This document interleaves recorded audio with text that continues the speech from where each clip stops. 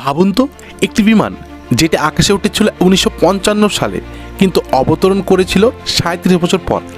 একই পাইলট, একই যাত্রী, একই বিমানে, কিন্তু পৃথিবীর সময় এগিয়ে গেছে বহু বছর। 1955 সাল, বিশ্ব তখন দ্বিতীয় বিশ্বযুদ্ধের ক্ষত শুকিয়ে নতুন ভবিষ্যতের স্বপ্ন দেখছে। আকাশে উঠছে যাত্রীবাহী বিমান, মানুষের বিশ্বাস জন্ম নিচ্ছে। মানুষ এখন সময় আর দূরত্বকে জয় করতে শিখেছে। কিন্তু ঠিক এই সময়ে আকাশে হারিয়ে যায় এক বিমান। না কোনো বিস্ফোরণ, না কোনো ধ্বংসাবশেষ, না কোনো জরুরি সংকেত, শুধু একটাই নাম থেকে যায় ইতিহাসের পাতায়, প্যান আম ফ্লাইট 914।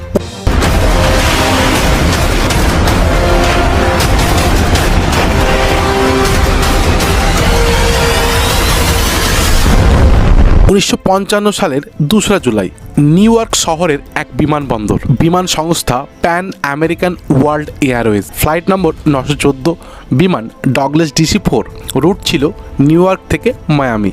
বিমানে ছিলেন 57 জন যাত্রী, 4 জন ক্রু সদস্য। কারো হাতে ছুটির টিকিট, কারো হাতে ব্যবসার কাগজ, কারো হয়তো বাড়ি ফেরার স্বপ্ন। বিমানটি যখন আকাশে উঠে যায় তখন কেউ জানতো না এটাই হবে তাদের ইতিহাসের শেষ জানা মুহূর্ত। বিমানটি নিউ ইয়র্ক থেকে টেক অফ করার পর সবকিছুই ছিল স্বাভাবিক, কিন্তু কিছুক্ষণ পর হঠাৎ করে রাডার স্ক্রিন থেকে উধার হয়ে যায় ফ্লাইট 914।